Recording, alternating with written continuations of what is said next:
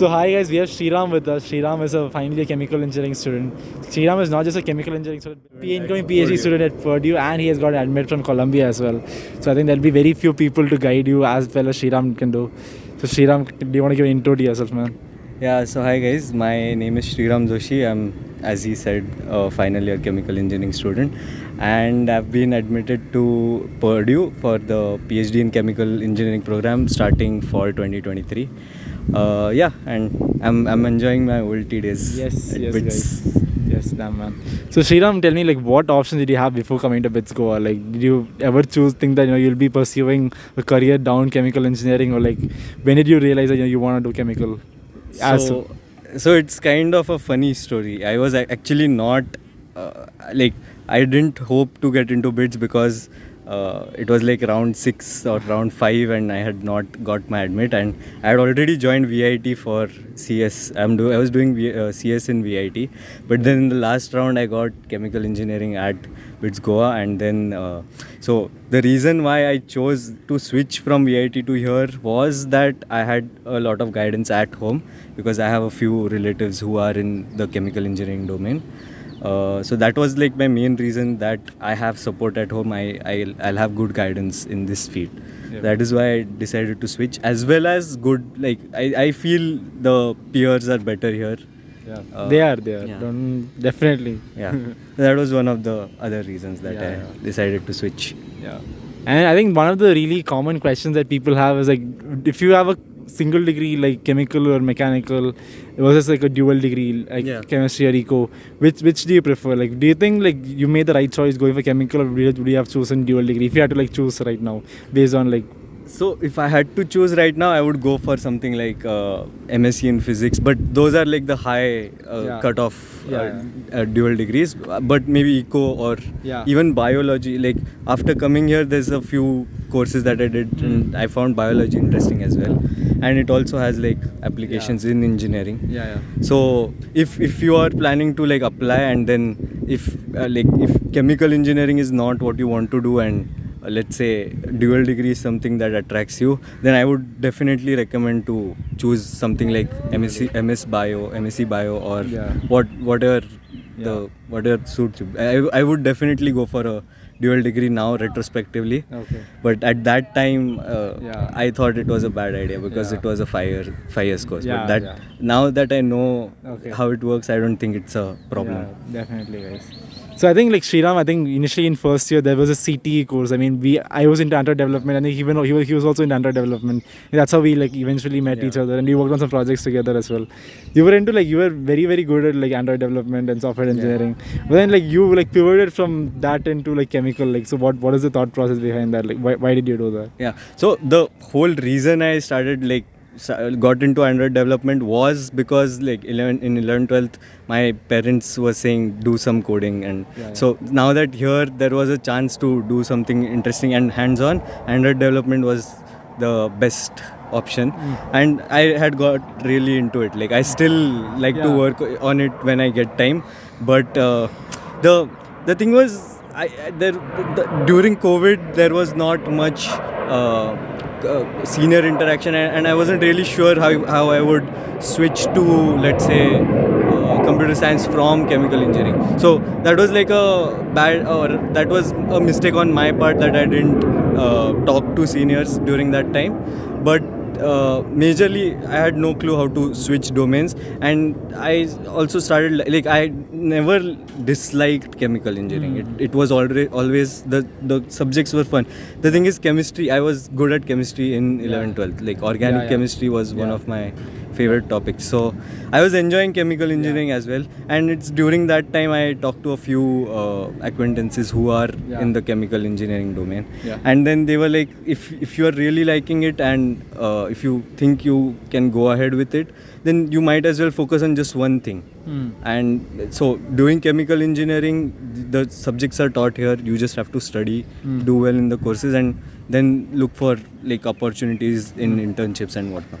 So it was just a straightforward process. So I found switching domains a bit complicated. So that was one of the reasons I stuck to chemical engineering, and then obviously I liked it so much that I pursued it further. I mean, so that's the thing, right? So, I mean, it's not necessary that you need to like go and shift the domains just because it might seem that there's not enough opportunities in your domain. But then, if you're really good at what you do, you will eventually end up finding opportunities. Exactly. If you're like really, That was actually one of the advice my acquaintances gave me, that if you're good at something, you'll do, or if you do well, or if you're at the top of something, whatever domain you're in. Yeah. whatever domain you are in, then it will work out for you. You don't have to worry. You just do good in one domain and it works out. It works out for you. So you don't have to really worry about what you're working in. Got it. Regularly. So Okay, got it. What are the opportunities of chemical engineering students without doing a master's? Like, what if they're not doing masters? Like, what can they expect from placement? So if you're not switching domains and sticking to core chemical, there's at least in BITS you have good placements. Like there are good companies, like which are huge companies like Aditya Birla. Then there's Honeywell. So some foreign, international companies would be Honeywell, Shell. I don't think Shell was here.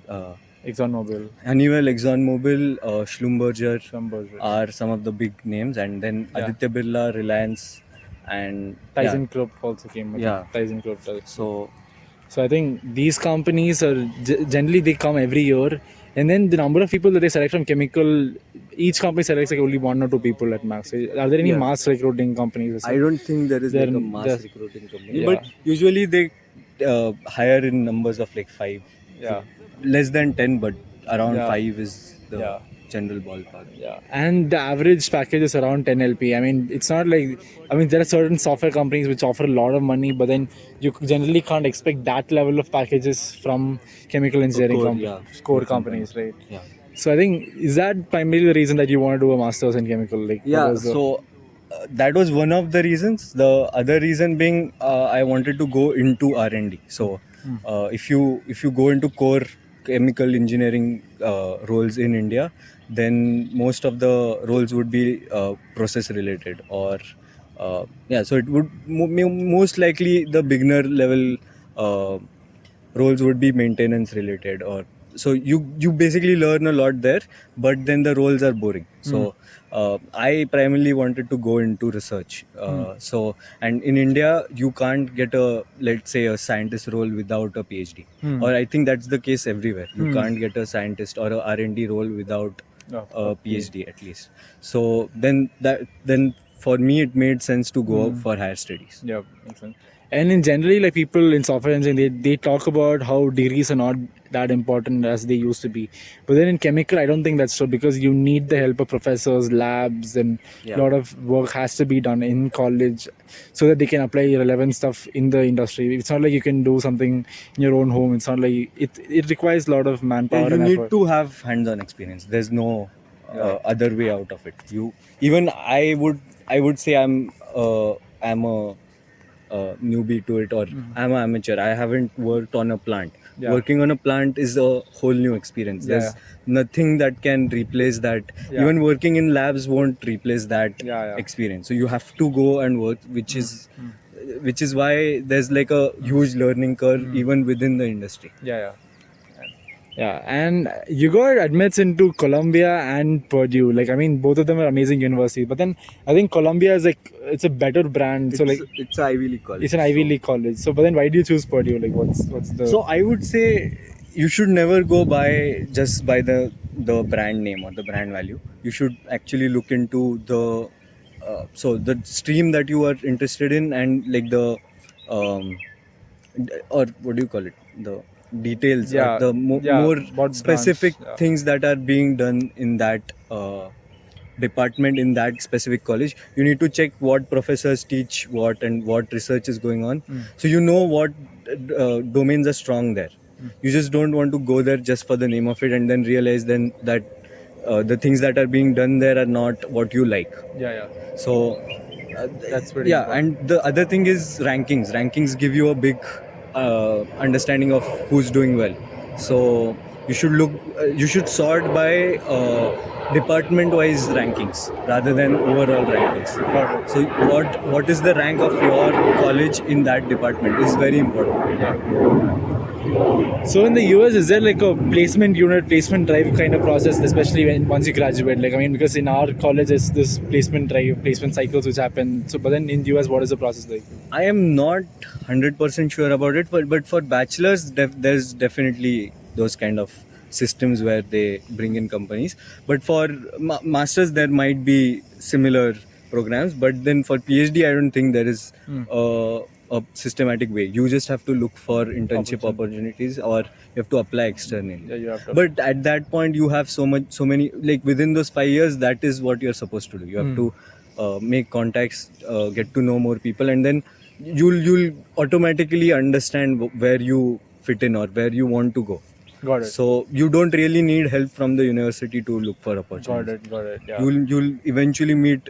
I understand that this is what my understanding is, that you'll meet enough people to To actually like. or that is what you're supposed to do. Okay, that's what you're supposed to do, but let's see. But then We'll see. Yeah, we'll see. Hoping for the best. Yeah. But there is no system in place where PhD students get help from the university. But masters and bachelor students definitely will have some help. Sort of support will be there. Yep. And so what was the next one? And what else? We can talk about the process of applying to universities abroad. Like if you're a third year student or fourth year student, like how should you approach? What is the process like? What exams do you have to give, especially from a chemical perspective? Like from what? So I don't think there is like a differentiation within branches of how to go about this process. It'll mostly be the same for everyone. But so firstly, you have to decide whether you want to do a MS or a PhD. That is like a big decision. So I would say if you're not 100% sure about the 5 years commit. So on an average, PhDs take around 9 semesters to complete. So that is around 4.5 to 5 years. So it's a big commitment, and also sometimes it's a monetary commitment. Yeah. So you should be sure about what you want to do. But then PhDs are more advanced and they are specifically research based. You might not get the industry experience that you want. But then in MS, you have industry experience and industry exposure opportunities. So if that is so, I would sum it up this way. If you want to just get into the job pool of US or some X country, then doing a MS there makes sense. But then it's a huge it's a bigger financial commitment than a PhD, because PhDs are usually funded. So doing a master's will just get you there and get you will allow you to be a part of that job pool in that country. Got it. So that is something that you should evaluate. Will I get a correct return on investment? Will I get a good package once I'm done with my MS? That is very important, because you want to repay all your debt that you have got in those 2 years. Got it. So if you just want to switch countries and go to places where there are better opportunities for from a completely job perspective, then MS is a good option. But then if you are more inclined to research, and if you are more serious about research and development, then PhD is an option. And the good part about PhD is you will get paid. It is like doing a part-time job. Yeah, it is like that. And plus you get a degree. So you're being paid as well as you get a degree. But then it's a bigger time commitment. 5 years. I mean, like 5 years. You're like saying the next 5 years for me is fixed. You'll be 28 by the time you are done. So or maybe like 27 by the time you're done. So it's like a big time commitment. I mean, like if I want to talk about myself 5 years on the line, I have no idea what I'm going to be doing 5 years down the line. But I mean, for Shriram, it's not like that. I mean, chemical, I'm probably going to go down chemical engineering, right? Yeah.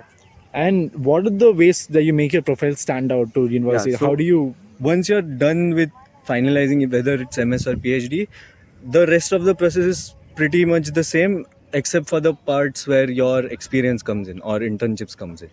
So I'll begin with the basic exams that you need. So you need GRE. I'll talk about just about USA because that's what I've applied to. So GRE is a must. Most of the schools have waived off GRE for the COVID duration, but it will most likely be compulsory once again from the upcoming years. TOEFL is the like the English proficiency exam, which you have to ace if you want to get a good college. And by ace you have to be in like the top percentile, top 95 percentile is required. TOEFL or IELTS. Got it. So people give TOEFL for US specifically. It is valid in some other countries like I think Singapore or a few other countries. But IELTS is mainly for Europe. Got it. And US also accepts IELTS. But if you give TOEFL, it is more restrictive to US and a few other countries. Got it.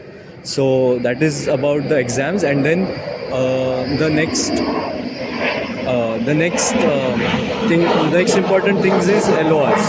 So you need good LORs from professors in your domain or people who are working in your domain. Let's say your boss at your internship, or maybe your professor under who you have done projects. Those would be good LORs. And specifically for, let's say, for a research PhD or a PhD in general, you would need good LORs from professors or people like scientists who have a good H index. So there is a thing called H index, which is like a measure of the relevance of a person's research. So you would wish to have good LORs from people who have high H index. But that basically tells their relevance, and that means that those people are more recognized outside. Got it. So that helps a lot. Apart from that, you need to have a good CGPA, which is a must. I would recommend that at least somewhere close to 8.5 is recommended. And then so if you want to do a MS, maybe good internships in big companies or good projects in some, like in a working environment where you have some you are applying your skills to the industry. That sort of a internship will help you with MS applications. And I'm not saying it won't help for PhD, it will help for PhD, but for PhD I would recommend you do more research oriented internships or like a proper research 6 months research project under some professor would help you more for a PhD. Got it. Thanks. And what are the opportunities that you get after doing a PhD or an MS? Like, can you expect a really good ROI, like from a monetary perspective, and from a, if you go and join a company, like do you join at a level above the undergraduates? Is there a way that a person in India can get to the level that you're getting in without doing a PhD, like applying outside and finding ways to get in through? So without doing a master's, I will say you will start off better than most of the people, but then people can catch up to you depending on how well you do from there on. But definitely you will get a boost at the starting level. But there on, it's on how good you do. But if you do well there, then the return on investment is definitely good. I would say better than maybe working here for 5 years. It will be equivalent to something like that. I'm talking about masters. And then PhD, the benefit of PhD is you get to work in R&D roles. So you get to join as a senior scientist once you're done with the PhD. So you can't join as a senior scientist without at least, I don't know the requirements for people who have not done a PhD, but if you're done with a PhD, you directly join as a senior scientist. Got it. And the pay there is really good compared to the normal industry. So that's the advantage of doing a PhD. You can directly join as a senior scientist. I mean, there probably there's certain barriers that you need a PhD to get this role. So I think having a PhD would definitely open doors for you if you want to get those kind of roles. In simple terms, PhD, there is a certain skill set that is unlocked after you do a PhD. So that I don't think you will get working in the industry. So in that sense, PhD is a must for certain situations. So what are the different options that PhD students have after they graduate? So this is not my first-hand knowledge, but I've talked to some people who are doing their PhDs right now, and basically they told me that there are a few options that, or there are quite a few options that you can go to. So a lot of people think that after doing your PhD, you're more interested in, let's say, academia. So you want to be a professor, or you want to be a postdoctoral fellow, something like that. So surprisingly, about only 10%, 5 to 10% people go for that. Majority of the this is again somewhat biased to chemical engineering. So about 10% people go for a postdoctoral or apply for associate professors or something like that, and then the majority of the people would go into core R&D in private, so corporate research, which is a big thing because the pay is very nice, and you get a lot of experience in the industry. Yeah, in the industry. Yeah. So you can join like huge companies like, let's say, Dow Jones or Honeywell, Shell, the huge oil companies. Or then there's a lot of hype around carbon recycling or CO2 recycling. So there's a lot of research in the Nordic countries. So they are into that kind of research and it has a lot of R&D scope. So you can join in companies like that where there's cutting edge. It's all new tech. There's nothing like it's all new stuff. So you can join there. Or the other booming thing is batteries. You can work in batteries or things like hydrogen fuel cells. So that is also like a front end, or that is the forefront. That is at the forefront of research right now.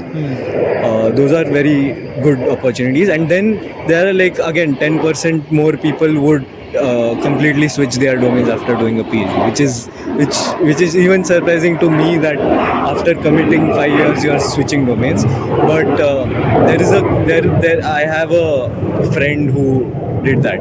Their project was mainly computational modeling of something related to chemical engineering, but then in the course of doing that they learned so much about things like parallel computing that they joined AMD, and then they are now working there.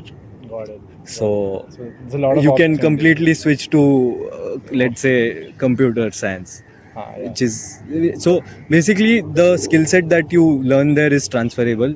So got it. So whatever skill there is a lot of opportunities you can tap into. Got it, man. Cool, man. Thanks a lot, bro. Thanks a lot for coming, man. Is there any advice? I'm happy to be here.